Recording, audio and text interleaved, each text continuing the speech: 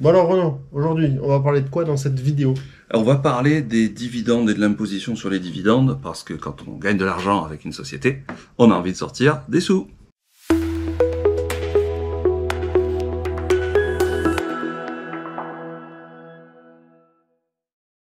Alors, quand tu as une société et que tu veux sortir des dividendes, aujourd'hui on va parler que de ça, d'accord? Donc, tu pourrais avoir le choix de sortir du salaire ou du dividende. Là, Ouais. on va parler du dividende. Il se pose la question de est-ce que tu veux passer par la flat tax?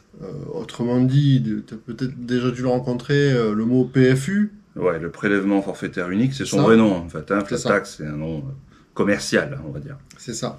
La flat tax, peu importe toi, ta tranche marginale d'imposition et ton quotient familial, etc., on s'en fiche. Quoi qu'il arrive, quand tu as la flat tax, tu payes 30% Ouais. de ce que tu sors. Donc, Donc, tu sors 100 000, bah, tu payes 30 000 à l'État. c'est ça. Et il Donc t'en en reste fait, 70. voilà, exactement. Ce que ça veut dire, c'est que finalement, c'est comme on choisit, hein, on va t'expliquer tout ça, bah, c'est le maximum. Là, ça écrète toutes les taxes qu'on pourrait avoir sur des dividendes. C'est le maximum, c'est qu'on paye 30%. C'est Donc, ça. c'est pour ça que c'est le pire cas qu'on utilise quand on fait nos calculs. C'est ça.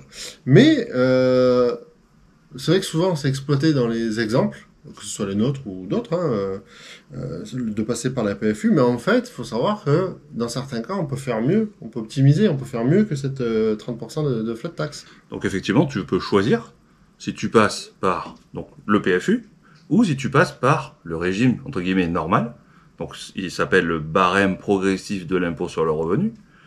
Et en fait, il va dépendre celui-ci de ta TMI, comme tu viens de Exactement. le dire, Ben. Exactement. Parce qu'en fait, si tu te trouves dans les tranches de TMI 0% et 11%, eh bien, Ouais. en fait, c'est plus avantageux pour toi de passer donc par le barème progressif que de passer par la flat tax. Ok, donc on va reprendre puisque la caméra a coupé. Donc Ben, ce qu'on est en Donc, train ce de que dire, j'étais en train de dire, c'est que de base, la flat tax PFU, c'est 30%. Si Ouais. tu as une tranche marginale de 0%, d'accord, la flat tax, enfin pas la flat tax, mais l'impôt l'impôt. sur les dividendes, si tu sors par le barème progressif, c'est environ 17%. Ah ouais, 17% au lieu des 30%, quand même, c'est mieux, hein. Oui, c'est les cotisation sociales. Exactement. C'est les prélèvements sociaux, pardon. Exactement, c'est C'est les les prélèvements. 17,2% des Prélèvements cotisations. sociaux. Ouais, c'est ça. Ouais. Mais après, je donnerai un peu plus de détails après.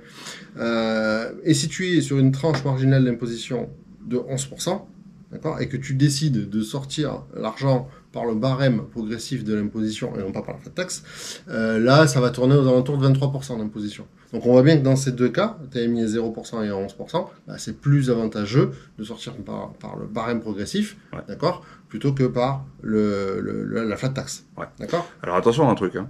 Quand on se retrouve dans une tranche marginale d'imposition, on va rajouter nos dividendes quand même dedans. Donc ça veut dire qu'il faut l'anticiper, il faut le calculer, combien ça va nous coûter à la fin.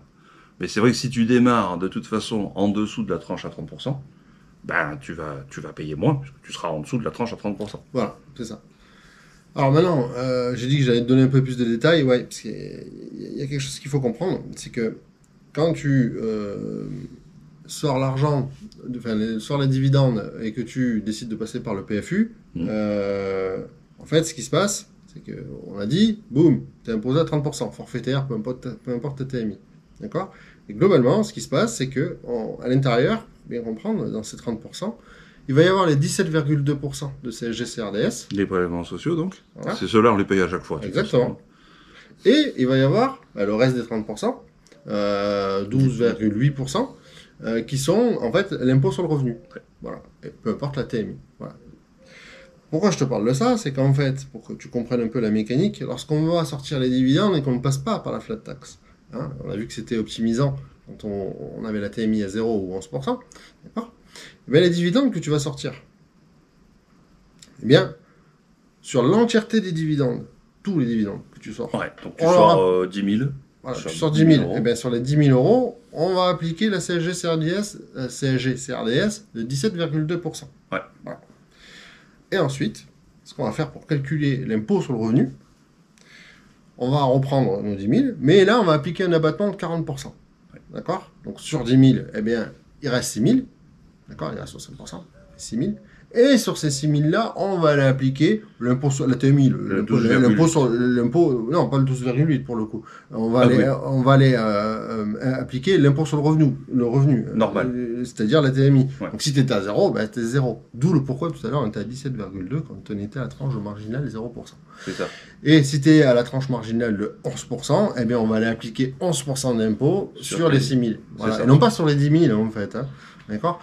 Et ça, c'est souvent le cas parce qu'on peut se dire, mais attends, ils sont gentils, mais l'abattement de 40%, en fait, il s'applique que sur la partie d'imposition, et pas sur la partie des prélèvements sociaux. Ouais, et c'est pas le seul endroit. Tu verras qu'il y a d'autres endroits dans la fiscalité où ça se passe comme ça, quoi. En fait, la fiscalité, c'est beaucoup plus simple que la partie sociale. Ouais, c'est vrai. Hein. Il faut vraiment le voir comme ça. Donc là, tu vas avoir cet abattement. Alors, pardon, c'est vrai que je t'ai un petit peu perturbé sur la TMI, mais effectivement, là, il faut bien comprendre que tu payes la flat tax ou que tu payes ou que tu passes par le barème progressif de l'impôt sur le revenu, tu as ces deux parties-là. Une partie prélèvements sociaux et une partie impôt. Donc prélèvements sociaux, c'est toujours 17,2% sur la totalité de ce que tu touches en perso. Ça marche comme ça en fait. Et effectivement, après, on a droit à l'abattement de 40% pour la partie impôt, et là, tu rajoutes ça dans tes revenus classiques. Donc, c'est là où il faut calculer un petit peu où est-ce que ça va t'amener dans ta tranche. Donc, en conclusion, ce que tu retiens, c'est que si toi, tu dépasses la TMI, si tu as déjà la TMI de 30% et plus, eh bien, tout simplement, le PFU, c'est adapté pour toi. Ouais. Donc, la flat tax.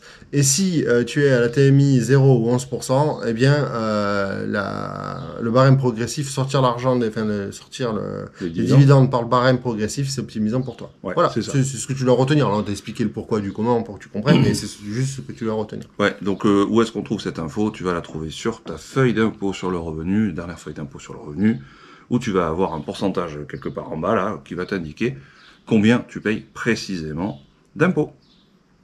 Si tu veux en savoir plus et nous poser des questions en live, je t'ai mis un lien dessous dans la description. Ça te fait atterrir sur notre groupe Facebook. Et du coup, c'est là où on fait nos lives Facebook pour le coup. C'est ça. Et viens avec nous. C'est des sessions de 30 minutes. On fait ça assez régulièrement. Tu nous poses tes questions, on te répond et on t'aide tout simplement à avancer. On te dit à bientôt, soit dans un live, soit dans une prochaine vidéo. Ciao. Ciao.